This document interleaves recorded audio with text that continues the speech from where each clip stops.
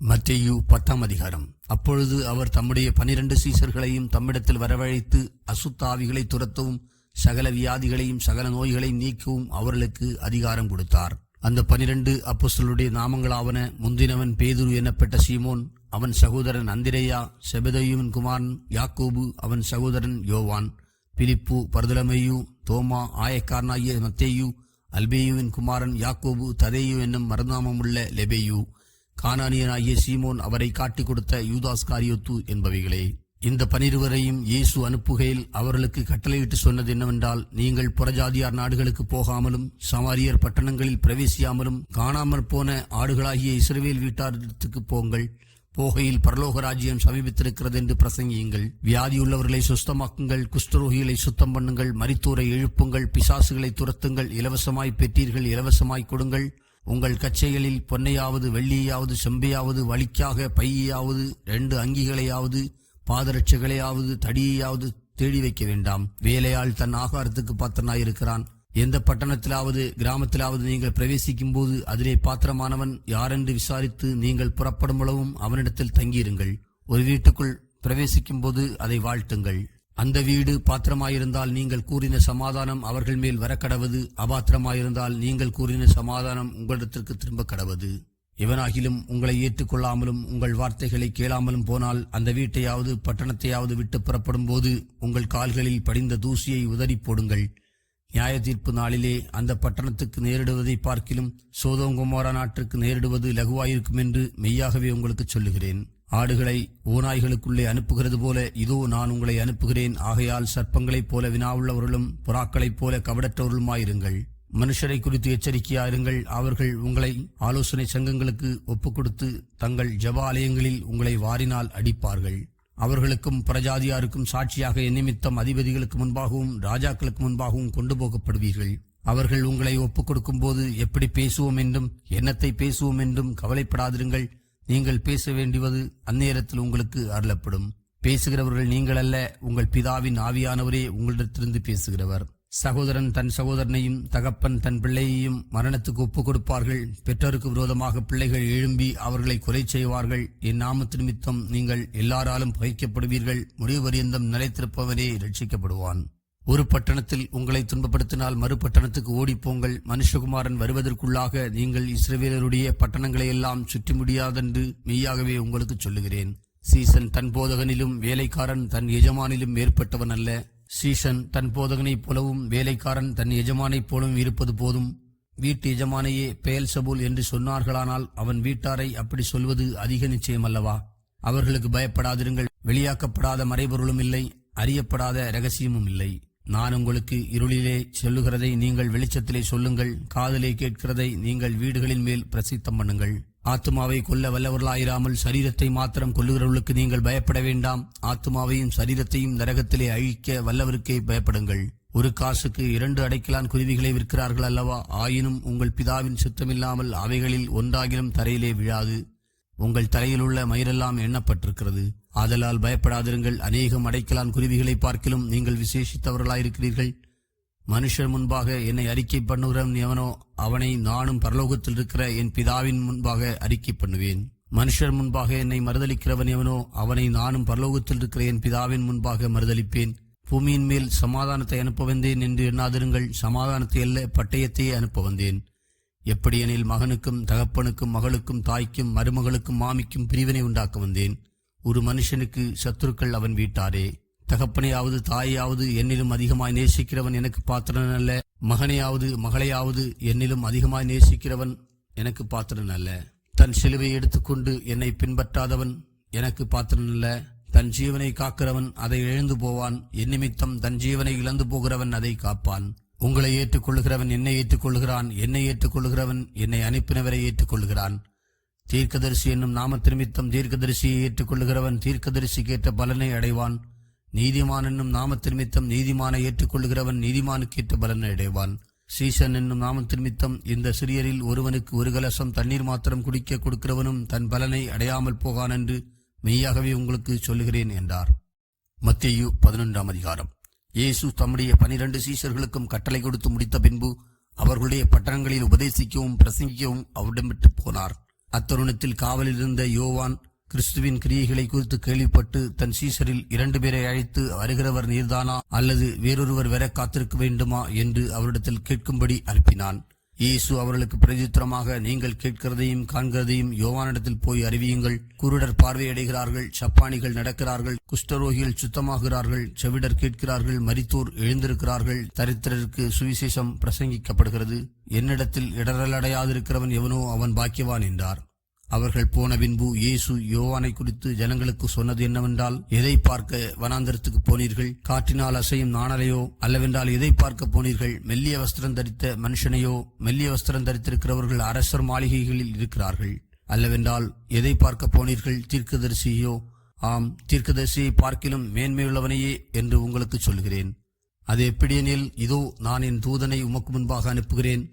அவன் உமக்கு முன்னே போய் உமது வழியை ஆயத்தம் பண்ணுவான் என்று எழுதிய வாக்கியத்தால் குறிக்கப்பட்டவன் இவன்தான். ஸ்திரீகளிடத்தில் பிறந்தவர்களில் யோவான் ஸ்நானனையும் பார்க்கிலும் பெரியவன் ஒருவனும் எழும்பினதில்லை.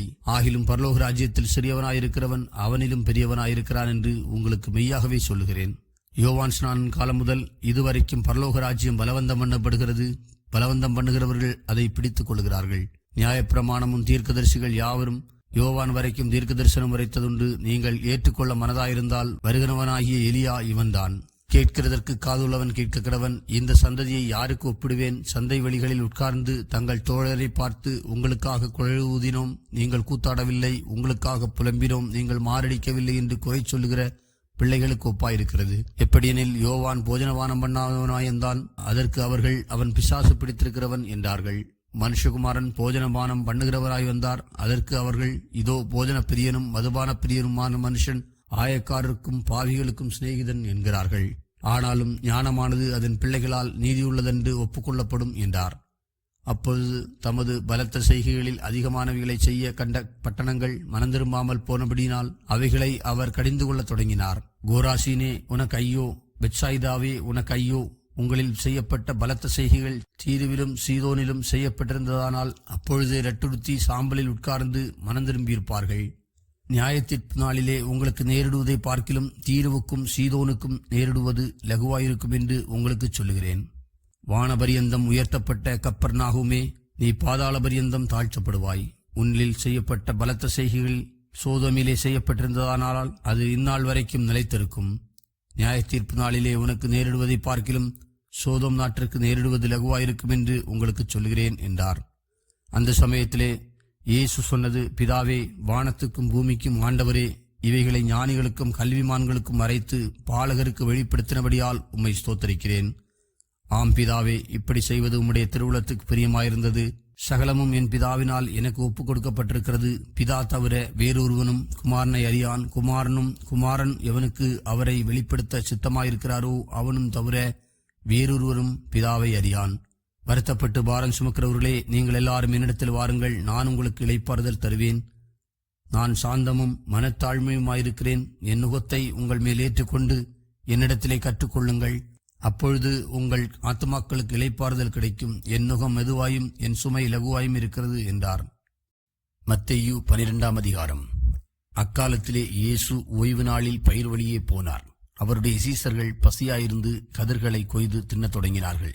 பரிசேயர் அதைக் கண்டு அவரை நோக்கி, இதோ ஓய்வு நாளில் செய்யத்தகாததை உம்முடைய சீசர்கள் செய்கிறார்களே என்றார்கள். அதற்கு அவர், தாவீதும் அவனோடு இருந்தவர்களும் பசியாயிருந்த போது செய்ததை நீங்கள் வாசிக்கவில்லையா? அவன் தேவனுடைய வீட்டில் பிரவேசித்து ஆசாரியர் தவிர வேறொருவரும் புசிக்கத்தகாத தேவ சமூகத்து அப்பங்களை தானும் தன்னோடு இருந்தவர்களும் புசித்தார்களே. அன்றியும் ஓய்வு நாளில் ஆசாரியர்கள் தேவாலயத்தில் ஓய்ந்திராமல் ஓய்வு நாளை வேலை நாளாக்கினாலும் குற்றமில்லாதிருக்கிறார்கள் என்று நீங்கள் வேதத்தில் வாசிக்கவில்லையா? தேவாலயத்திலும் பெரியவர் இங்கே இருக்கிறார் என்று உங்களுக்கு சொல்லுகிறேன். பலியை அல்ல, இரக்கத்தையே விரும்புகிறேன் என்பதின் கருத்து இன்னதென்று அறிந்தீர்களானால் குற்றமில்லாதவர்களை நீங்கள் குற்றப்படுத்த மாட்டீர்கள். மனுஷகுமாரன் ஓய்வு நாளுக்கும் ஆண்டவராயிருக்கிறார் என்றார். அவர் அவ்விடம் விட்டு போய் அவர்களுடைய ஜெப ஆலயத்தில் பிரவேசித்தார். அங்கே சூம்பின கையை உடைய மனுஷன் ஒருவன் இருந்தான். அப்பொழுது அவர் மேல் குற்றஞ்சாட்டும்படிக்கு ஓய்வு நாளில் சுஸ்தமாக்குகிறது நியாயமா என்று கேட்டார்கள். அதற்கு அவர், உங்களில் எந்த மனுஷனுக்காகிலும் ஒரு ஆடு இருந்து அது ஓய்வு நாளில் குழியிலே விழுந்தால் அதை பிடித்து தூக்கிவிட மாட்டானோ? ஆட்டை பார்க்கிலும் மனுஷனானவன் எவ்வளவோ விசேஷித்திருக்கிறான். ஆதலால் ஓய்வு நாளிலே நன்மை செய்வது நியாயம்தான் என்று சொன்னார். பின்பு அந்த மனுஷனை நோக்கி, உன் கையை நீட்டு என்றார். அவன் நீட்டினான். அது மறு கையைப் போல சுஸ்தமாயிற்று. அப்பொழுது பரிசேயர் வெளியே போய் அவரை கொலை செய்யும்படி அவருக்கு விரோதமாய் ஆலோசனை பண்ணினார்கள். இயேசு அதை அறிந்து அவ்விடம் விட்டு விலகிப் போனார். திரளான ஜனங்கள் அவருக்கு பின் சென்றார்கள். அவர்கள் எல்லாரையும் அவர் சுஸ்தமாக்கி தம்மை பிரசித்தம் பண்ணாதபடி அவர்களுக்கு கண்டிப்பாய் கட்டளையிட்டார். ஏசாயா தீர்க்கதரிசியால் உரைக்கப்பட்டது நிறைவேறும்படி இப்படி நடந்தது. அவன் உரைத்ததாவது, இதோ, நான் தெரிந்து கொண்ட என்னுடைய தாசன், என் ஆத்மாவுக்கு பிரியமாயிருக்கிற என்னுடைய நேசன், என் ஆவியை அவர் மேல் அமரப் பண்ணுவேன். அவர் புறஜாதியாருக்கு நியாயத்தை அறிவிப்பார். வாக்குவாதம் செய்யவும் மாட்டார், கூக்குரல் இடவும் மாட்டார். அவருடைய சத்தத்தை ஒருவனும் வீதிகளில் கேட்பதும் இல்லை. அவர் நியாயத்துக்கு ஜெயங்கடைக்க பண்ணுகிற வரைக்கும் நெறிந்த நாணலை முறிக்காமலும் மங்கி எறிகிற திரியை அணைக்காமலும் இருப்பார். அவருடைய நாமத்தின் மேல் புறஜாதியார் நம்பிக்கையாயிருப்பார்கள் என்பதே. அப்பொழுது பிசாசு பிடித்த குருடும் ஊமையுமான ஒருவன் அவரிடத்தில் கொண்டு வரப்பட்டான். குருடும் ஊமையுமானவன் பேசவும் காணவும் தக்கதாக அவனை சுஸ்தமாக்கினார். ஜனங்கள் எல்லாரும் ஆச்சரியப்பட்டு, தாவீதின் குமாரன் இவர்தானோ என்றார்கள். பரிசேயர் அதை கேட்டு, இவன் பிசாசுகளின் தலைவனாகிய பெயல்செபூலினாலே பிசாசுகளை துரத்துகிறானே அல்லாமல் மற்றபடி அல்ல என்றார்கள். இயேசு அவர்கள் சிந்தனைகளை அறிந்து அவர்களை நோக்கி, தனக்குத்தானே விரோதமாய் பிரிந்திருக்கிற எந்த ராஜ்யமும் பாழாய்ப்போம். தனக்குத்தானே விரோதமாய் பிரிந்திருக்கிற எந்த பட்டணமும் எந்த வீடும் நிலைநிற்க மாட்டாது. சாத்தானை சாத்தான் துரத்தினால் தனக்கு விரோதமாக தானே பிரிவினை செய்கிறதாயிருக்குமே. அப்படி செய்தால் அவன் ராஜ்யம் எப்படி நிலைநிற்கும்? நான் பெயல்செபூலினாலே பிசாசுகளை துரத்தினால் உங்கள் பிள்ளைகள் அவைகளை யாராலே துரத்துகிறார்கள்? ஆகையால் அவர்களே உங்களை நியாயந்திருக்கிறவர்களாய் இருப்பார்கள். நான் தேவனுடைய ஆவியினாலே பிசாசுகளை துரத்துகிறபடியால் தேவனுடைய ராஜ்யம் உங்களிடத்தில் வந்திருக்கிறதே. அன்றியும் பலவானை முந்தி கட்டினால் ஒழிய பலவானுடைய வீட்டுக்குள் ஒருவன் புகுந்து அவன் உடைமைகளை எப்படி கொள்ளையிடக்கூடும்? கட்டினானேயாகில் அவன் வீட்டை கொள்ளையிடலாம். என்னோட இராதவன் எனக்கு விரோதியாயிருக்கிறான், என்னோடே சேர்க்காதவன் சிதறடிக்கிறான். ஆதலால் நான் உங்களுக்கு சொல்லுகிறேன், எந்த பாவமும் எந்த தூஷணமும் மனுஷருக்கு மன்னிக்கப்படும், ஆவியானவருக்கு விரோதமான தூஷணமோ மனுஷருக்கு மன்னிக்கப்படுவதில்லை. எவனாகிலும் மனுஷகுமாரனுக்கு விரோதமான வார்த்தை சொன்னால் அது அவனுக்கு மன்னிக்கப்படும். எவனாகிலும் பரிசுத்த ஆவிக்கு விரோதமாக பேசினால் அது இம்மையிலும் மறுமையிலும் அவனுக்கு மன்னிக்கப்படுவதில்லை. மரம் நல்லதென்றால் அதன் கனியும் நல்லதென்று சொல்லுங்கள், மரம் கெட்டதென்றால் அதன் கனியும் கெட்டதென்று சொல்லுங்கள். மரமானது அதன் கனியினால் அறியப்படும். விரியன் பாம்பு குட்டிகளே, நீங்கள் பொல்லாதவர்களாயிருக்க நலமானவைகளை எப்படி பேசுவீர்கள்? இருதயத்தின் நிறைவினால் வாய் பேசும். நல்ல மனுஷன் இருதயமாகிய நல்ல பொக்கிஷத்திலிருந்து நல்லவைகளை எடுத்து காட்டுகிறான். பொல்லாத மனுஷன் பொல்லாத பொக்கிஷத்திலிருந்து பொல்லாதவைகளை எடுத்து காட்டுகிறான். மனுஷர் பேசும் வீணான வார்த்தைகள் யாவையும் குறித்து நியாய தீர்ப்பு நாளிலே கணக்கு ஒப்புவிக்க வேண்டும் என்று உங்களுக்கு சொல்லுகிறேன். ஏனெனில் உன் வார்த்தைகளினாலே நீதிமான் என்று தீர்க்கப்படுவாய், அல்லது உன் வார்த்தைகளினாலே குற்றவாளி என்று தீர்க்கப்படுவாய் என்றார். அப்பொழுது வேத பாரகரிலும் பரிசேயரிலும் சிலர் அவரை நோக்கி, போதகரே, உம்மால் ஒரு அடையாளத்தை காண விரும்புகிறோம் என்றார்கள். அவர்களுக்கு அவர் பிரதியுத்தரமாக, இந்த பொல்லாத விபச்சார சந்ததியார் அடையாளத்தை தேடுகிறார்கள். ஆனாலும் யோனா தீர்க்கதரிசியின் அடையாளமே அன்றி வேறே அடையாளம் இவர்களுக்கு கொடுக்கப்படுவதில்லை. யோனா இரவும் பகலும் 3 நாள் ஒரு பெரிய மீனின் வயிற்றில் இருந்தது போல மனுஷகுமாரனும் இரவும் பகலும் 3 நாள் பூமியின் இருதயத்தில் இருப்பார். யோனாவின் பிரசங்கத்தை கேட்டு நினிவே பட்டணத்தார் மனந்திரும்பினார்கள். இதோ, யோனாவிலும் பெரியவர் இங்கே இருக்கிறார். ஆதலால் நியாய தீர்ப்பு நாளிலே நினிவே பட்டணத்தார் இந்த சந்ததியாரோடு எழுந்து நின்று இவர்கள் மேல் குற்றம் சுமத்துவார்கள். தென்தேசத்து ராஜஸ்திரி பூமியின் எல்லைகளிலிருந்து சாலமோனுடைய ஞானத்தை கேட்க வந்தாள். இதோ, சாலமோனிலும் பெரியவர் இங்கே இருக்கிறார். ஆதலால் நியாய தீர்ப்பு நாளிலே அந்த ராஜஸ்திரி இந்த சந்ததியாரோடு எழுந்து நின்று இவர்கள் மேல் குற்றம் சுமத்துவாள். அசுத்த ஆவி ஒரு மனுஷனை விட்டு புறப்படும் போது வறண்ட இடங்களில் அலைந்து இளைப்பாறுதல் தேடியும் கண்டடையாமல், நான் விட்டு வந்த என் வீட்டுக்கு திரும்பி போவேன் என்று சொல்லி அங்கே வந்து அந்த வீடு வெறுமையாகவும் பெருக்கி ஜோடிக்கப்பட்டதாகவும் இருக்க கண்டு திரும்பி போய் தன்னிலும் பொல்லாத வேறு 7 ஆவிகளை தன்னோடு கூட்டிக் கொண்டு வந்து உட்புகுந்து அங்கே குடியிருக்கும். அப்பொழுது அந்த மனுஷனுடைய முன்னிலைமையிலும் அவன் பின்னிலைமை அதிக கேடுள்ளதாயிருக்கும். அப்படியே இந்த பொல்லாத சந்ததியாருக்கும் சம்பவிக்கும் என்றார். இப்படி அவர் ஜனங்களோடு பேசுகையில் அவருடைய தாயாரும் சகோதரரும் அவரிடத்தில் பேச வேண்டும் என்று வெளியே நின்றார்கள். அப்பொழுது ஒருவன் அவரை நோக்கி, உம்முடைய தாயாரும் உம்முடைய சகோதரரும் உம்மோடு பேச வேண்டும் என்று வெளியே நிற்கிறார்கள் என்றான். தம்மிடத்தில் இப்படி சொன்னவனுக்கு அவர் பிரதியுத்தரமாக, என் தாயார் யார், என் சகோதரர் யார் என்று சொல்லி தம்முடைய கையை தமது சீசர்களுக்கு நேரே நீட்டி, இதோ, என் தாயும் என் சகோதரரும் இவர்களே, பரலோகத்தில் இருக்கிற என் பிதாவின் சித்தத்தின்படி செய்கிறவன் எவனோ அவனே எனக்கு சகோதரனும் சகோதரியும் தாயுமாய் இருக்கிறான் என்றார். மத்தேயு 13ஆம் அதிகாரம். இயேசு அன்றைய தினமே வீட்டிலிருந்து புறப்பட்டு போய் கடலோரத்திலே உட்கார்ந்தார். திரளான ஜனங்கள் அவரிடத்தில் கூடி வந்தபடியால் அவர் படவில் ஏறி உட்கார்ந்தார். ஜனங்கள் எல்லாரும் கரையிலே நின்றார்கள். அவர் அநேக விசேஷங்களை ஊமைகளாக அவர்களுக்கு சொன்னார். கேளுங்கள், விதைக்கிறவன் ஒருவன் விதைக்க புறப்பட்டான். அவன் விதைக்கையில் சில விதை வழியருகே விழுந்தது. பறவைகள் வந்து அதை பட்சித்து போட்டது. சில விதை அதிக மண்ணில்லாத கற்பாறை இடங்களில் விழுந்தது. மண் ஆழமாயிராததினாலே அது சீக்கிரமாய் முளைத்தது. வெயில் ஏறின போதோ தீந்து போய் வேறில்லாமையால் உலர்ந்து போயிற்று. சில விதை முள்ளுள்ள இடங்களில் விழுந்தது. முள் வளர்ந்து அதை நெருக்கி போட்டது.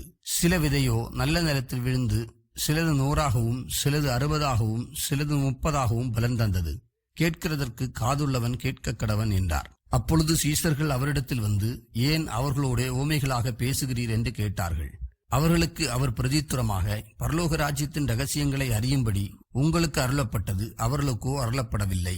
உள்ளவன் எவனோ அவனுக்கு கொடுக்கப்படும், பரிபூர்ணமும் அடைவான். இல்லாதவன் எவனோ அவனிடத்தில் உள்ளதும் எடுத்துக் கொள்ளப்படும்.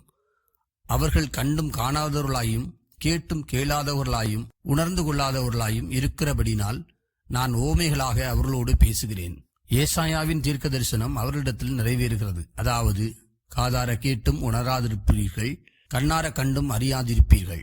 இந்த ஜனங்கள் கண்களினால் காணாமலும் காதுகளினால் கேளாமலும் இருதயத்தினால் உணர்ந்து மனந்திரும்பாமலும் நான் அவர்களை ஆரோக்கியமாக்காமலும் இருக்கும்படியாக அவர்கள் இருதயம் கொழுத்திருக்கிறது. காதால் மந்தமாய் கேட்டு தங்கள் கண்களை மூடிக்கொண்டார்கள் என்பதே. உங்கள் கண்கள் காண்கிறதுனாலும் உங்கள் காதுகள் கேட்கிறதுனாலும் அவைகள் பாக்கியமுள்ளவைகள். அநேக தீர்க்கதரிசிகளும் நீதிமான்களும் நீங்கள் காண்கிறவைகளை காணவும் நீங்கள் கேட்கிறவைகளை கேட்கவும் விரும்பியும் காணாமலும் கேளாமலும் போனார்கள் என்று மெய்யாகவே உங்களுக்கு சொல்லுகிறேன். ஆகையால் விதைக்கிறவனை பற்றிய ஓமையை கேளுங்கள். ஒருவன் ராஜ்யத்தின் வசனத்தை கேட்டு உணராதிருக்கும் போது பொல்லாங்கன் வந்து அவன் இருதயத்தில் விதைக்கப்பட்டதை பறித்துக் கொள்ளுகிறான். அவனே வழியருகே விதைக்கப்பட்டவன். கற்பாறை இடங்களில் விதைக்கப்பட்டவன் வசனத்தை கேட்டு உடனே அதை சந்தோஷத்தோடு ஏற்றுக்கொள்ளுகிறவன். ஆகிலும் தனக்குள்ளே வேறில்லாதவனாய் கொஞ்ச காலம் மாத்திரம் நிலைத்திருப்பான். வசனத்தின் நிமித்தம் உபத்திரவமும் துன்பமும் உண்டானவுடனே இடரல் அடைவான். முள்ளுள்ள இடங்களில் விதைக்கப்பட்டவன் வசனத்தை கேட்கிறவனாயிருந்தும் உலக கவலையும் ஐஸ்வர்யத்தின் மயக்கமும் வசனத்தை நெருக்கி போடுகிறதுனால் அவனும் பலனற்று போவான். நல்ல நிலத்தில் விதைக்கப்பட்டவனோ வசனத்தை கேட்கிறவனும் உணர்கிறவனுமாயிருந்து 100ஆகவும் 60ஆகவும் 30ஆகவும் பலன் தருவான் என்றார். வேறொரு உவமையை அவர்களுக்கு சொன்னார். பரலோக ராஜ்யம் தன் நிலத்தில் நல்ல விதையை விதைத்த மனுஷனுக்கு ஒப்பாயிருக்கிறது. மனுஷர் நித்திரை பண்ணுகையில் அவனுடைய சத்துரு வந்து கோதுமைக்குள் களைகளை விதைத்துவிட்டு போனான். பயிரானது வளர்ந்து கதிர்விட்ட போது களைகளும் காணப்பட்டது. வீட்டெஜமானுடைய வேலைக்காரர் அவனிடத்தில் வந்து, ஆண்டவனே, நீர் உமது நிலத்தில் நல்ல விதையை விதைத்தீர் அல்லவா? பின்னே அதில் களைகள் எப்படி உண்டானது என்றார்கள். அதற்கு அவன், சத்துரு அதை செய்தான் என்றான். அப்பொழுது வேலைக்காரர், நாங்கள் போய் அவைகளை பிடுங்கி போட உமக்கு சித்தமா என்று கேட்டார்கள். அதற்கு அவன், வேண்டாம், களைகளை பிடுங்கும் போது நீங்கள் கோதுமையையும் கூட வேரோடு பிடுங்காதபடி இரண்டையும் அறுப்பு மட்டும் வளர விடுங்கள். அறுப்பு காலத்தில் நான் அறுக்கிறவர்களை நோக்கி, முதலாவது களைகளை பிடுங்கி அவைகளை சுட்டரிக்கிறதற்கு கட்டுகளாக கட்டுங்கள், கோதுமையையோ என் களஞ்சியத்தில் சேர்த்து வையுங்கள் என்பேன் என்று சொன்னார் என்றார். வேறொரு உவமையை அவர்களுக்கு சொன்னார். பரலோக ராஜ்யம் கடுகு விதைக்கு ஒப்பாயிருக்கிறது. அதை ஒரு மனுஷன் எடுத்து தன் நிலத்தில் விதைத்தான். அது சகல விதைகளிலும் சிறிதாயிருந்தும் வளரும் போது சகல பூண்டுகளிலும் பெரிதாயி ஆகாயத்து பறவைகள் அதன் கிளைகளில் வந்து அடையத்தக்க மரமாகும் என்றார். வேறொரு ஊமையை அவர்களுக்கு சொன்னார். பரலோக ராஜ்யம் புளித்த மாவுக்கு ஒப்பாயிருக்கிறது. அதை ஒரு ஸ்திரீ எடுத்து முழுவதும் புளிக்கும் வரைக்கும் 3 படி மாவிலே அடக்கி வைத்தாள் என்றார். இவைகளையெல்லாம் இயேசு ஜனங்களோடு ஓமைகளாக பேசினார். ஓமைகளினாலே அன்றி அவர்களோடு பேசவில்லை. என் வாயை ஓமைகளினால் திறப்பேன், உலகத் தோற்றம் முதல் மறைபொருளானவைகளை வெளிப்படுத்துவேன் என்று தீர்க்கதரிசியால் உரைக்கப்பட்டது நிறைவேறும்படி இப்படி நடந்தது. அப்பொழுது இயேசு ஜனங்களை அனுப்பிவிட்டு வீட்டுக்கு போனார். அவருடைய சீசர்கள் அவரிடத்தில் வந்து, நிலத்தின் களைகளை பற்றிய ஓமையை எங்களுக்கு வெளிப்படுத்த வேண்டும் என்று கேட்டார்கள். அவர் பிரதியுத்தரமாக, நல்ல விதையை விதைக்கிறவன் மனுஷகுமாரன், நிலம் உலகம். நல்ல விதை ராஜ்யத்தின் புத்திரர், களைகள் பொல்லாங்கனுடைய புத்திரர். அவைகளை விதைக்கிற சத்துரு பிசாசு. அறுப்பு உலகத்தின் முடிவு, அறுக்கிறவர்கள் தேவதூதர்கள். ஆதலால் களைகளை சேர்த்து அக்கினியால் சுட்டரிக்கிறது போல இவ்வுலகத்தின் முடிவிலே நடக்கும். மனுஷகுமாரன் தம்முடைய தூதர்களை அனுப்புவார்.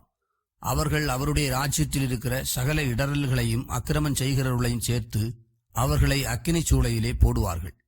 அங்கே அழுகையும் பற்கடிப்பும் உண்டாயிருக்கும். அப்பொழுது நீதிமான்கள் தங்கள் பிதாவின் ராஜ்யத்திலே சூரியனைப் போல பிரகாசிப்பார்கள். கேட்கிறதற்கு காதுள்ளவன் கேட்கக்கடவன். அன்றியும் பரலோக ராஜ்யம் நிலத்தில் புதைத்திருக்கிற பொக்கிஷத்துக்கு ஒப்பாயிருக்கிறது. அதை ஒரு மனுஷன் கண்டு மறைத்து அதை பற்றிய சந்தோஷத்தினாலே போய் தனக்கு உண்டான எல்லாவற்றையும் விற்று அந்த நிலத்தை கொள்ளுகிறான். மேலும் பரலோக ராஜ்யம் நல்ல முத்துக்களை தேடுகிற வியாபாரிக்கு ஒப்பாயிருக்கிறது. அவன் விலையுயர்ந்த ஒரு முத்தை கண்டு போய் தனக்குண்டான எல்லாவற்றையும் விற்று அதை கொள்ளுகிறான். அன்றியும் பரலோக ராஜ்யம் கடலிலே போடப்பட்டு சகலவிதமான மீன்களையும் சேர்த்து வாரிக்கொள்ளும் வலைக்கு ஒப்பாயிருக்கிறது. அது நிறைந்த போது அதை கரையிலே இழுத்து உட்கார்ந்து நல்லவிகளை கூடைகளில் சேர்த்து ஆகாதவிகளை எரிந்து போடுவார்கள். இப்படியே உலகத்தின் முடிவிலே நடக்கும். தேவதூதர்கள் புறப்பட்டு நீதிமான்களின் நடுவிலிருந்து பொல்லாதவர்களை பிரித்து அவர்களை அக்கினி சூளையிலே போடுவார்கள். அங்கே அழுகையும் பற்கடிப்பும் உண்டாயிருக்கும் என்றார். பின்பு இயேசு அவர்களை நோக்கி, இவைகளையெல்லாம் அறிந்து கொண்டீர்களா என்று கேட்டார். அதற்கு அவர்கள், ஆம், அறிந்து கொண்டோம் ஆண்டவரே என்றார்கள். அப்பொழுது அவர் அவர்களை நோக்கி, இப்படி இருக்கிறபடியால் பரலோக ராஜ்யத்துக்கு அடுத்தவைகளில் உபதேசிக்கப்பட்டு தேறின வேதபாரகன் எவனும் தன் பொக்கிஷத்திலிருந்து புதியவைகளையும் பழையவைகளையும் எடுத்துக் கொடுக்கிற வீட்டு எஜமானாகிய மனுஷனுக்கு ஒப்பாயிருக்கிறான் என்றார். இயேசு இந்த உவமைகளை சொல்லி முடித்த பின்பு அவ்விடம் விட்டு தாம் வளர்ந்த ஊரிலே வந்து அவர்களுடைய ஜெபாலயத்திலே அவர்களுக்கு உபதேசம் பண்ணினார். அவர்கள் ஆச்சரியப்பட்டு, இவனுக்கு இந்த ஞானமும் பலத்த செய்கைகளும் எப்படி வந்தது? இவன் தச்சனுடைய குமாரன் அல்லவா? இவன் தாய் மரியாள் என்பவள் அல்லவா? யாக்கோபு, யோசே, சீமோன், யூதா என்பவர்கள் இவனுக்கு சகோதரர் அல்லவா? இவன் சகோதரிகள் எல்லாரும் நம்மிடத்தில் இருக்கிறார்கள் அல்லவா? இப்படி இருக்க இதெல்லாம் இவனுக்கு எப்படி வந்தது என்று சொல்லி அவரை குறித்து இடறல் அடைந்தார்கள். இயேசு அவர்களை நோக்கி, தீர்க்கதரிசி ஒருவன் தன் ஊரிலும் தன் வீட்டிலுமே அன்றி வேறெங்கும் கனவீனமடையான் என்றார். அவர்களுடைய அவிசுவாசத்து நிமித்தம் அவர் அங்கே அநேக அற்புதங்களை செய்யவில்லை. மத்தேயு 14ஆம் அதிகாரம். அக்காலத்தில் கார்பங்கு தேசாதிபதியாகிய ஏரோது இயேசுவின் கீர்த்திகை கேள்விப்பட்டு தன் ஊழியக்காரரை நோக்கி, இவன் யோவான் ஸ்நானன், இவன் மரித்தோர்ந்து எழுந்தான், ஆகையால் இவனிடத்தில் பலத்த செய்கைகள் விளங்குகிறது என்றான். ஏரோது தன் சகோதரனாகிய பிலிப்புவின் மனைவி ஏரோதியாளின் நிமித்தம் யோவானை பிடித்து கட்டி காவலில் வைத்திருந்தான். ஏனெனில் நீர் அவளை வைத்துக் கொள்வது நியாயமல்லவென்று யோவான் அவனுக்கு சொல்லியிருந்தான். ஏரோது அவனை கொலை செய்ய மனதாயிருந்தும் ஜனங்கள் அவனை தீர்க்கதரிசி என்று எண்ணினபடியால் அவர்களுக்கு பயந்திருந்தான். அப்படி இருக்க ஏரோதின் ஜென்ம நாள் கொண்டாடப்படுகிற போது ஏரோதியாளின் குமாரத்தி அவர்கள் நடுவே நடனம் பண்ணி ஏரோதை சந்தோஷப்படுத்தினாள். அது நிமித்தம் அவன், நீ எதை கேட்டாலும் தருவேன் என்று அவளுக்கு ஆணையிட்டு வாக்கு கொடுத்தான். அவள் தன் தாயினால் ஏவப்பட்டபடியே யோவான் ஸ்நானுடைய தலையை இங்கே ஒரு தாளத்திலே எனக்கு தாரும் என்று கேட்டாள். ராஜா துக்கமடைந்தான். ஆகிலும் ஆணை நிமித்தமும் பந்தியில் கூட இருந்தவர்களின் நிமித்தமும் அதை கொடுக்க கட்டளையிட்டு ஆள் அனுப்பி காவல் கூடத்திலே யோவானை சிரச்சேதம் பண்ணிவித்தாள். அவனுடைய சிரசை ஒரு தாளத்திலே கொண்டு வந்து சிறு பெண்ணுக்கு கொடுத்தார்கள். அவள் அதை தன் தாயினிடத்தில் கொண்டு போனாள். அவருடைய சீசர்கள் வந்து உடலை எடுத்து அடக்கம் பண்ணி பின்பு போய் அந்த சங்கதியை இயேசுவுக்கு அறிவித்தார்கள். இயேசு அதை கேட்டு அவ்விடம் விட்டு படவில் ஏறி வனாந்தரமான ஓரிடத்துக்கு தனியே போனார். ஜனங்கள் அதை கேள்விப்பட்டு பட்டணங்களிலிருந்து கால்நடையாய் அவரிடத்துக்கு போனார்கள். இயேசு வந்து திரளான ஜனங்களை கண்டு அவர்கள் மேல் மனதுருகி அவர்களில் வியாதிஸ்தர்களாயிருந்தவர்களை சுஸ்தமாக்கினார்.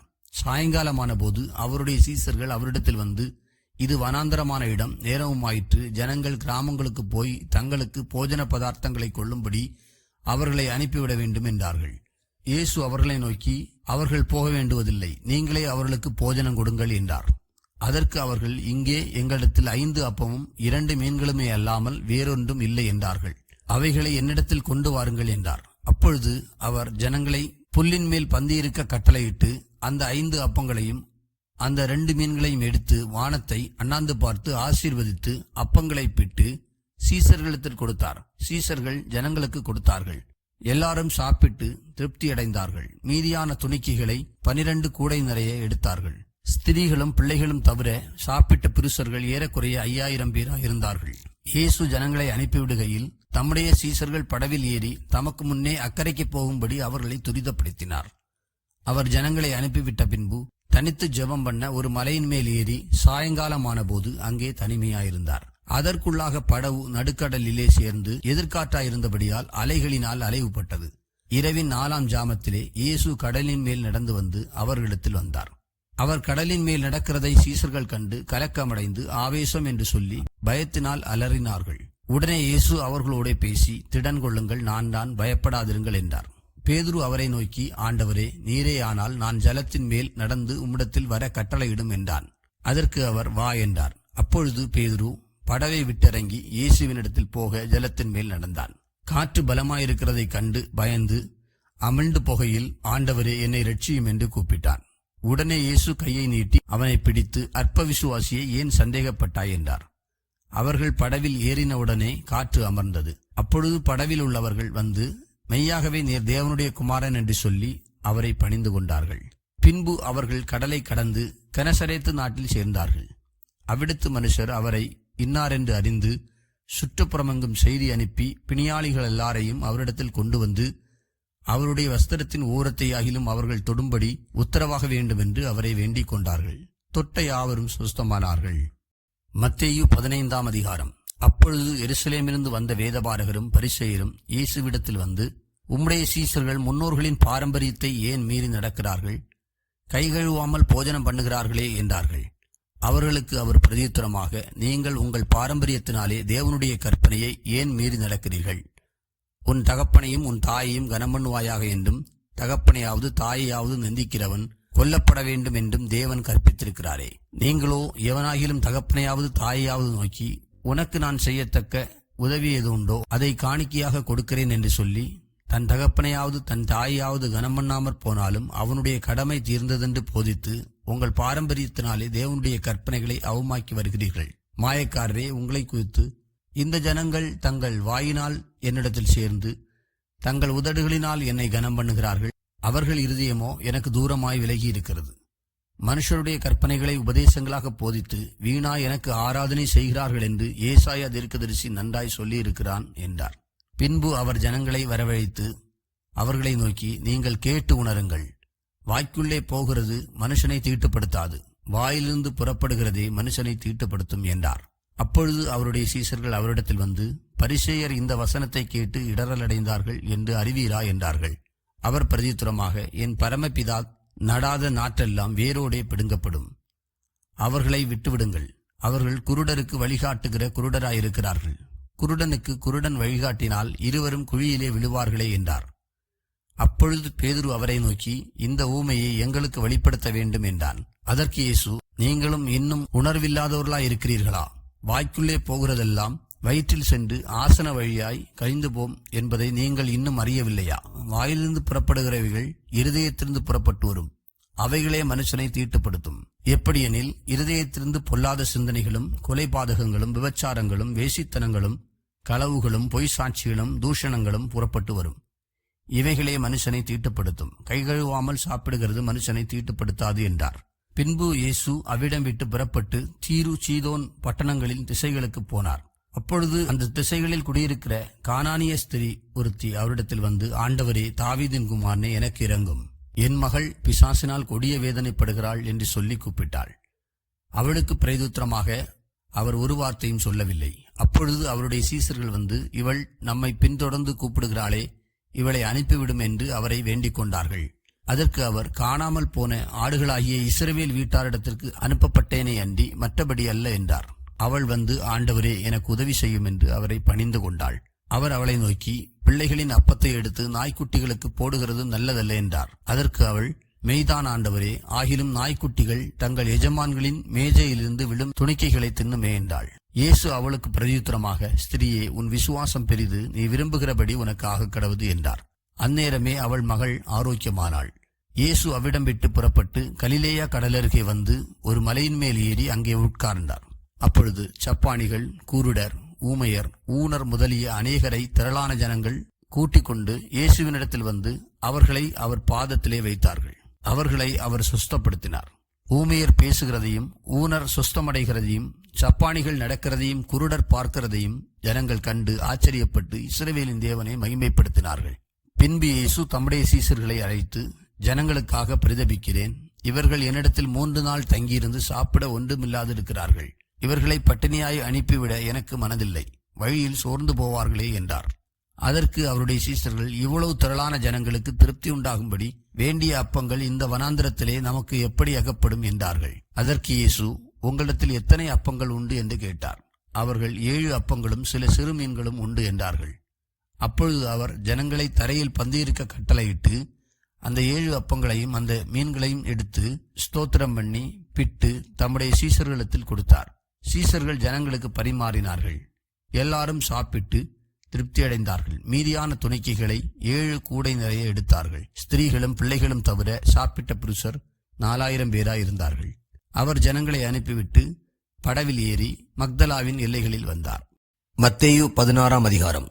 பரிசேயரும் சதுசேயரும் அவரை சோதிக்கும்படி அவரிடத்தில் வந்து வானத்திலிருந்து ஒரு அடையாளத்தை தங்களுக்கு காண்பிக்க வேண்டும் என்று கேட்டார்கள். அவர்களுக்கு அவர் பிரதியுத்தரமாக, அஸ்தமனமாகிற போது செவ்வானமிட்டிருக்கிறது, அதனால் வெளிவாங்கும் என்று சொல்லுகிறீர்கள். உதயமாகிற போது செவ்வானமும் மந்தாரமுமாயிருக்கிறது, அதனால் இன்றைக்கு காற்றும் மழையும் உண்டாகும் என்று சொல்லுகிறீர்கள். மாயக்காரரே, வானத்தின் தோற்றத்தை நிதானிக்க உங்களுக்கு தெரியுமே, காலங்களின் அடையாளங்களை நிதானிக்க உங்களால் கூடாதா? இந்த பொல்லாத விபச்சார சந்ததியார் அடையாளம் தேடுகிறார்கள். யோனா தீர்க்கதரிசியின் அடையாளமே அன்றி வேறே அடையாளம் இவர்களுக்கு கொடுக்கப்படுவதில்லை என்று சொல்லி அவர்களை விட்டு புறப்பட்டு போனார். அவருடைய சீஷர்கள் அக்கறை சேர்ந்தபோது அப்பங்களை கொண்டு வர மறந்து போனார்கள். இயேசு அவர்களை நோக்கி, பரிசேயர் சதுசேயர் என்பவர்களின் புளித்த மாவை குறித்து எச்சரிக்கையாயிருங்கள் என்றார். நாம் அப்பங்களை கொண்டு வராதபடியால் இப்படி சொல்லுகிறார் என்று அவர்கள் தங்களுக்குள்ளே யோசனை பண்ணி கொண்டார்கள். இயேசு அதை அறிந்து, அற்ப விசுவாசிகளே, அப்பங்களை கொண்டு வராததை குறித்து நீங்கள் உங்களுக்குள்ளே யோசனை பண்ணுகிறதென்ன? இன்னும் நீங்கள் உணரவில்லையா? 5 அப்பங்களை 5000 பேருக்கு பகிர்ந்ததையும் மீதியானதை எத்தனை கூடை நிறைய எடுத்தீர்கள் என்பதையும், 7 அப்பங்களை 4000 பேருக்கு பகிர்ந்ததையும் மீதியானதை எத்தனை கூடை நிறைய எடுத்தீர்கள் என்பதையும் நீங்கள் நினைவு கூறாமல் இருக்கிறீர்களா?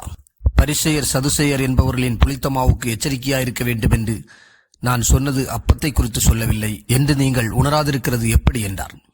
அப்பொழுது அவர் அப்பத்தின் புளித்தமாவை குறித்து எச்சரிக்கையாயிருக்க வேண்டும் என்று சொல்லாமல் பரிசேயர் சதுசேயர் என்பவர்களின் உபதேசத்தை குறித்தே அப்படி சொன்னார் என்று அறிந்து கொண்டார்கள்.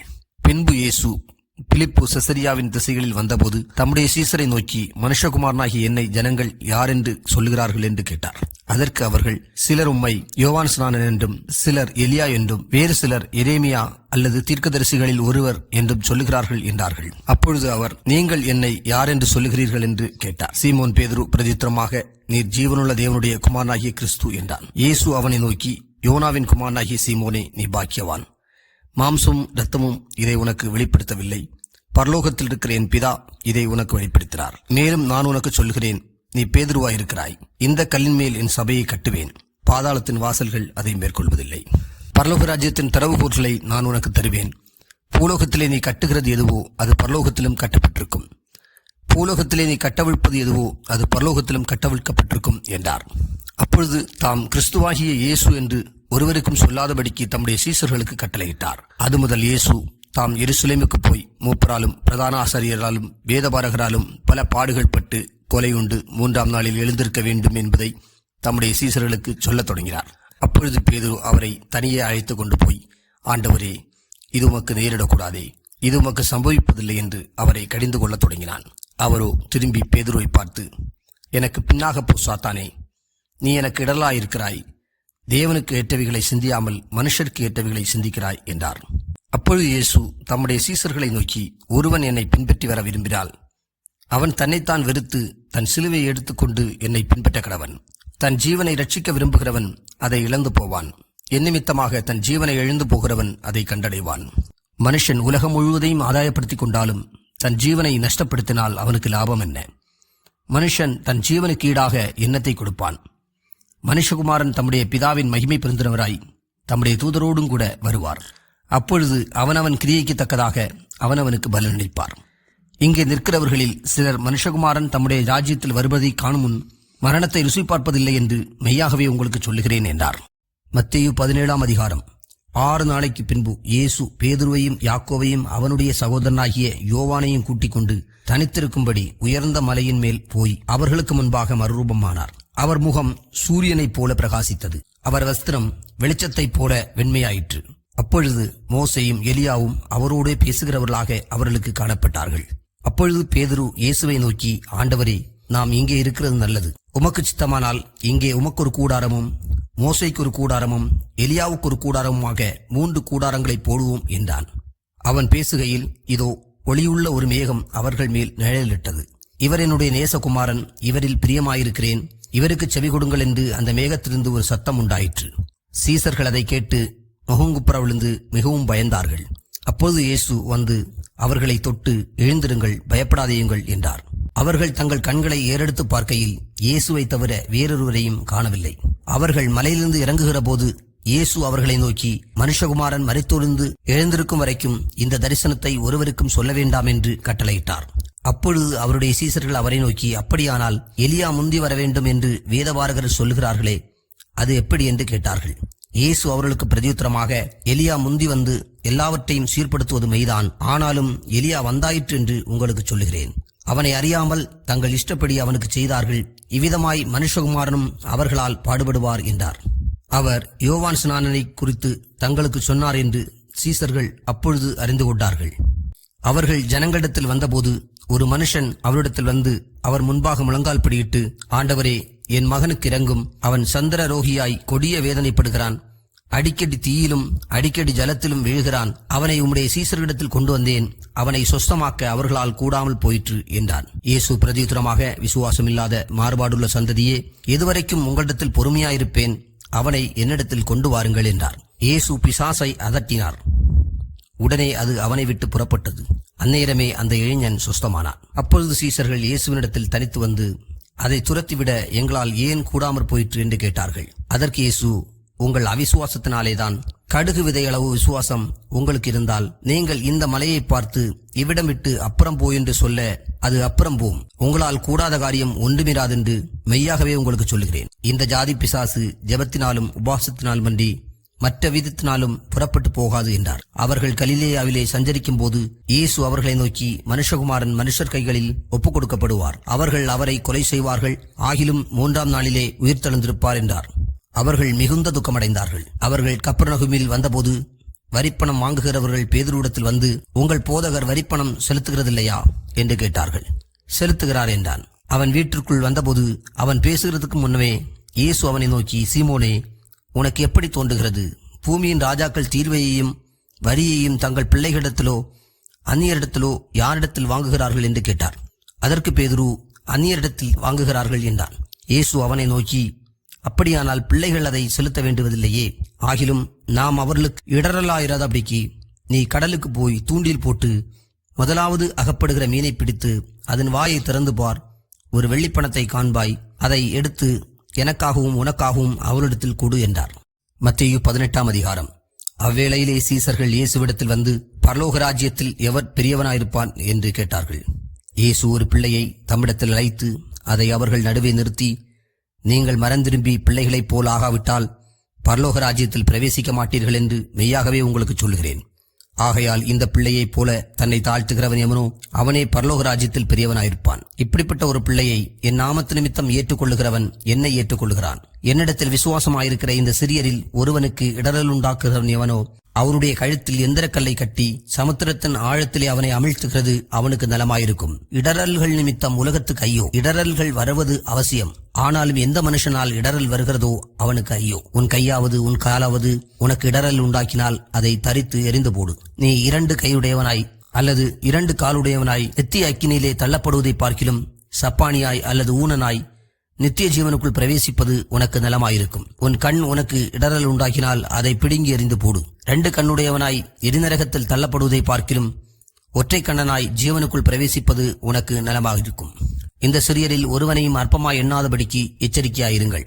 அவர்களுக்குரிய தேவதூதர்கள் பரலோகத்திலே என் பரமபிதாவின் சமூகத்தை எப்போதும் தரிசிக்கிறார்கள் என்று உங்களுக்கு சொல்லுகிறேன். மனுஷகுமாரன் கெட்டுப்போனதை ரட்சிக்க வந்தார். உங்களுக்கு எப்படி தோன்றுகிறது? ஒரு மனுஷனுக்கு 100 ஆடுகள் இருக்க அவைகளில் ஒன்று சிதறிப்போனால் அவன் மற்ற 99 ஆடுகளையும் மலைகளில் விட்டு போய் சிதறிப்போனதை தேடாமல் இருப்பானோ?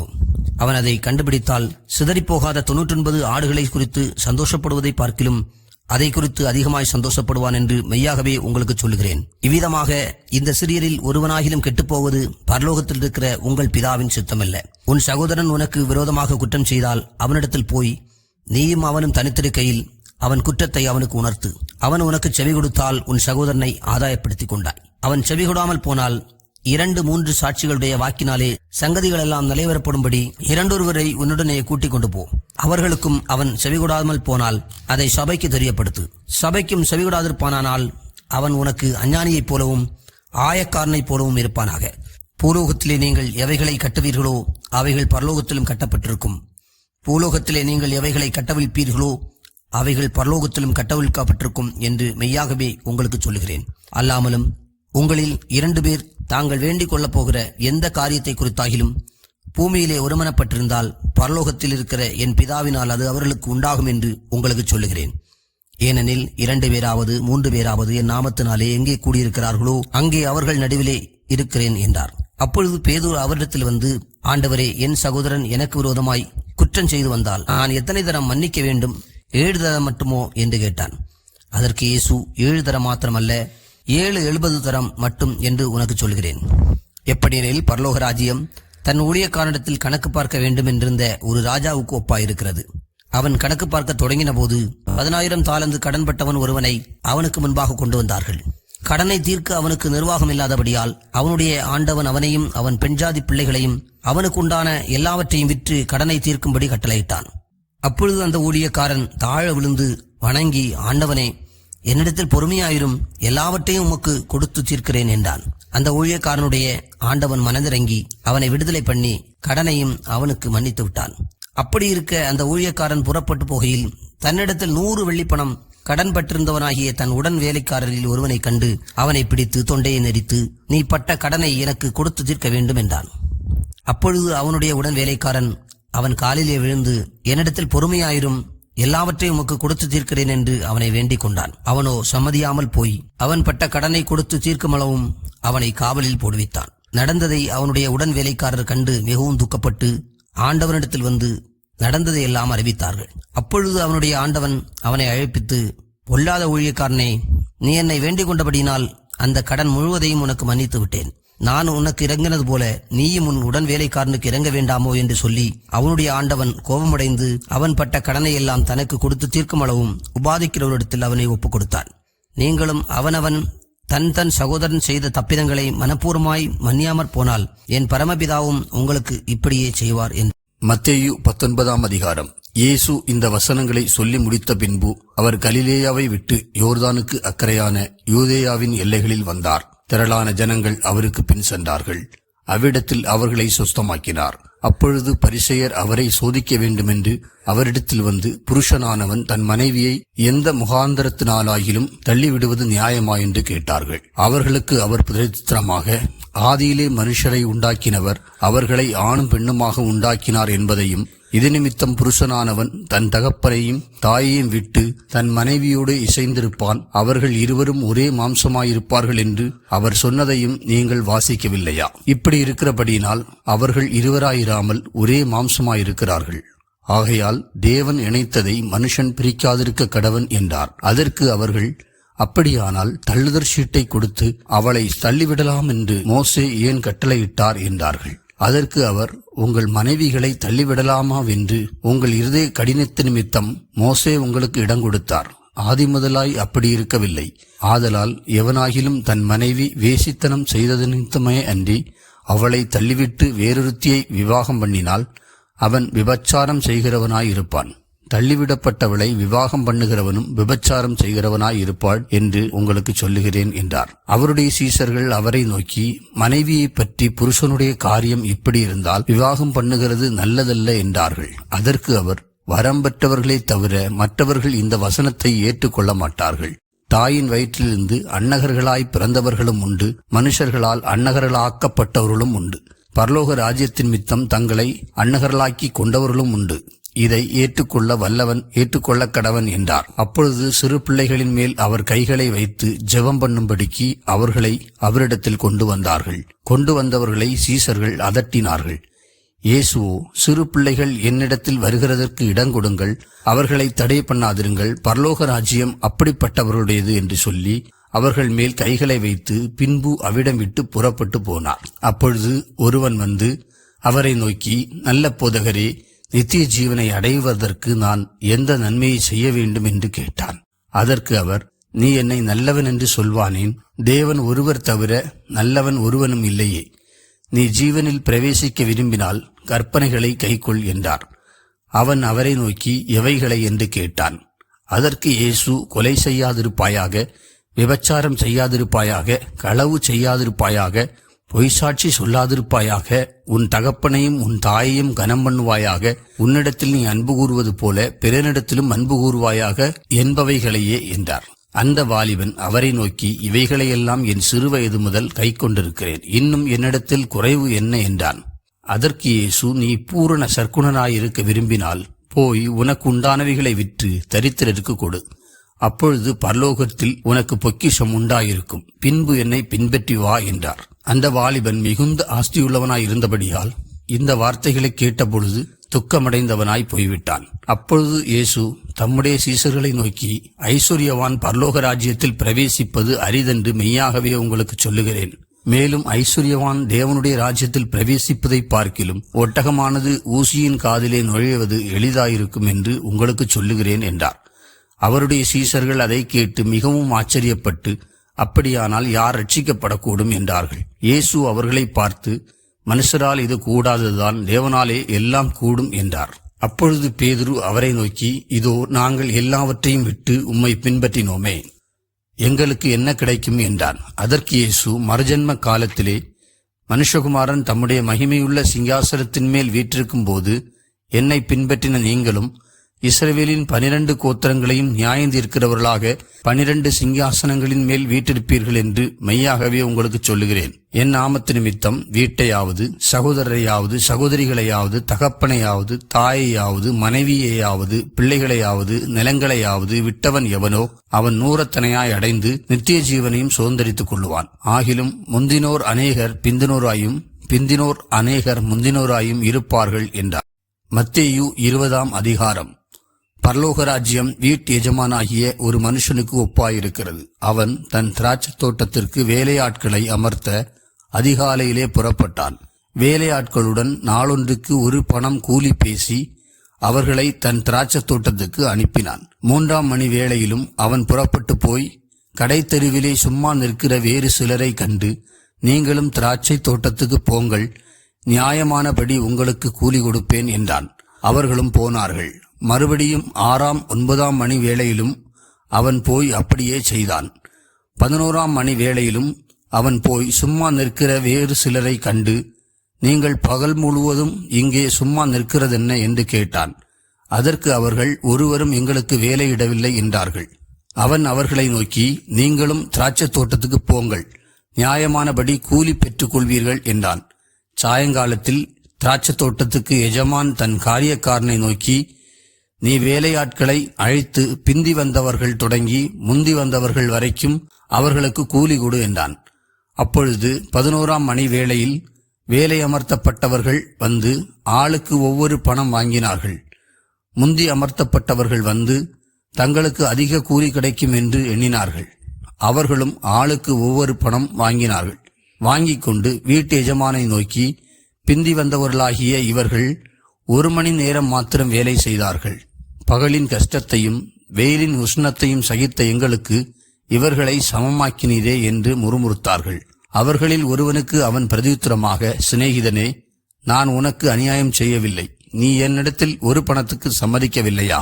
உன்னுடையதை நீ வாங்கிக் கொண்டு போ. உனக்கு கொடுத்தது போல பிந்தி வந்தவனாகிய இவனுக்கும் கொடுப்பது என்னுடைய இஷ்டம். என்னுடையதை என் இஷ்டப்படி செய்ய எனக்கு அதிகாரம் இல்லையா? நான் தயாளனாய் இருக்கிறபடியால் நீ வன்கண்ணனாய் இருக்கலாமா என்றான். இவ்விதமாக பிந்தினோர் முந்தினோராயும் முந்தினோர் பிந்தினோராயும் இருப்பார்கள். அழைக்கப்பட்டவர்கள் அநேகர், தெரிந்து கொள்ளப்பட்டவர்களோ சிலர் என்றார். இயேசு எருசலேமுக்கு போகும்போது வழியிலே 12 சீசரையும் தனியே அழைத்து, இதோ எருசலேமுக்கு போகிறோம், மனுஷகுமாரன் பிரதான ஆசாரியரிடத்திலும் வேத பாரகரிடத்திலும் ஒப்புக் கொடுக்கப்படுவார். அவர்கள் அவரை மரண ஆக்கினைக்குள்ளாக தீர்த்து அவரை பரியாசம் பண்ணவும் வாரினால் அடிக்கவும் சிலுவையில் அறையவும் புறஜாதியாரிடத்தில் ஒப்புக் கொடுப்பார்கள். ஆகிலும் 3ஆம் நாளிலே அவர் உயிரோடு எழுந்திருப்பார் என்றார். அப்பொழுது செபதேயுவின் குமாரருடைய தாய் தன் குமாரரோடு கூட அவரிடத்தில் வந்து அவரை பணிந்து கொண்டு, உம்மிடத்தில் ஒரு விண்ணப்பம் பண்ண வேண்டும் என்றாள். அவர் அவளை நோக்கி, உனக்கு என்ன வேண்டும் என்று கேட்டார். அதற்கு அவள், உம்முடைய ராஜ்யத்திலே என் குமாரராகிய இவ்விரண்டு பேரில் ஒருவன் உமது வலது பாரிசத்திலும் ஒருவன் உமது இடது பாரிசத்திலும் உட்கார்ந்திருக்கும்படி அருள் செய்ய வேண்டும் என்றாள். இயேசு பிரதியுத்தரமாக, நீங்கள் கேட்டுக்கொள்ளுகிறது இன்னதென்று உங்களுக்கு தெரியவில்லை. நான் குடிக்கும் பாத்திரத்தில் நீங்கள் குடிக்கவும் நான் பெறும் ஸ்நானத்தை நீங்கள் பெறவும் உங்களால் கூடுமா என்றார். அதற்கு அவர்கள் கூடும் என்றார்கள். அவர் அவர்களை நோக்கி, என் பாத்திரத்தில் நீங்கள் குடிப்பீர்கள், நான் பெறும் ஸ்நானத்தையும் நீங்கள் பெறுவீர்கள். ஆனாலும் என் வலது பாரிசத்திலும் என் இடது பாரிசத்திலும் உட்கார்ந்திருக்கும்படி என் பிதாவினால் எவர்களுக்கு ஆயத்தம் பண்ணப்பட்டிருக்கிறதோ அவர்களுக்கே அல்லாமல் மற்றொருவருக்கும் அதை அருளுவது என் காரியமல்ல என்றார். மற்ற 10 பேரும் அதை கேட்டு அந்த 2 சகோதரர் பேரிலும் எரிச்சலானார்கள். அப்பொழுது இயேசு அவர்களை கிட்ட வரச் செய்து, புறஜாதியாருடைய அதிகாரிகள் அவர்களை இருமாப்பாய் ஆளுகிறார்கள் என்றும் பெரியவர்கள் அவர்கள் மேல் கடினமாய் அதிகாரம் செலுத்துகிறார்கள் என்றும் நீங்கள் அறிந்திருக்கிறீர்கள். உங்களுக்குள்ளே அப்படி இருக்கலாகாது. உங்களில் எவனாகிலும் பெரியவனாயிருக்க விரும்பினால் அவன் உங்களுக்கு பணிவிடைக்காரனாய் இருக்க கடவன். உங்களில் எவனாகிலும் முதன்மையானவனாய் இருக்க விரும்பினால் அவன் உங்களுக்கு ஊழியக்காரனாய் இருக்க கடவன். அப்படியே மனுஷகுமாரனும் ஊழியம் கொள்ளும்படி வராமல் ஊழியம் செய்யவும் அநேகரை மீட்கும் பொருளாக தம்முடைய ஜீவனை கொடுக்கவும் வந்தார் என்றார். அவர்கள் எரிகோவிலிருந்து புறப்பட்டு போகையில் திரளான ஜனங்கள் அவருக்கு பின் சென்றார்கள். அப்பொழுது வழியருகே உட்கார்ந்திருந்த 2 குருடர் இயேசு அவ்வழியே வருகிறார் என்று கேள்விப்பட்டு, ஆண்டவரே, தாவீதின் குமாரனே, எங்களுக்கு இரங்கும் என்று கூப்பிட்டார்கள். அவர்கள் பேசாதிருக்கும்படி ஜனங்கள் அவர்களை அதட்டினார்கள். அவர்களோ, ஆண்டவரே, தாவீதின் குமாரனே, எங்களுக்கு இரங்கும் என்று அதிகமாய் கூப்பிட்டார்கள். இயேசு நின்று அவர்களை தம்மிடத்தில் அழைத்து, நான் உங்களுக்கு என்ன செய்ய வேண்டும் என்றிருக்கிறீர்கள் என்றார். அதற்கு அவர்கள், ஆண்டவரே, எங்கள் கண்களை திறக்க வேண்டும் என்றார்கள். இயேசு மனதுருகி அவர்கள் கண்களை தொட்டார். உடனே அவர்கள் பார்வையடைந்து அவருக்கு பின் சென்றார்கள்.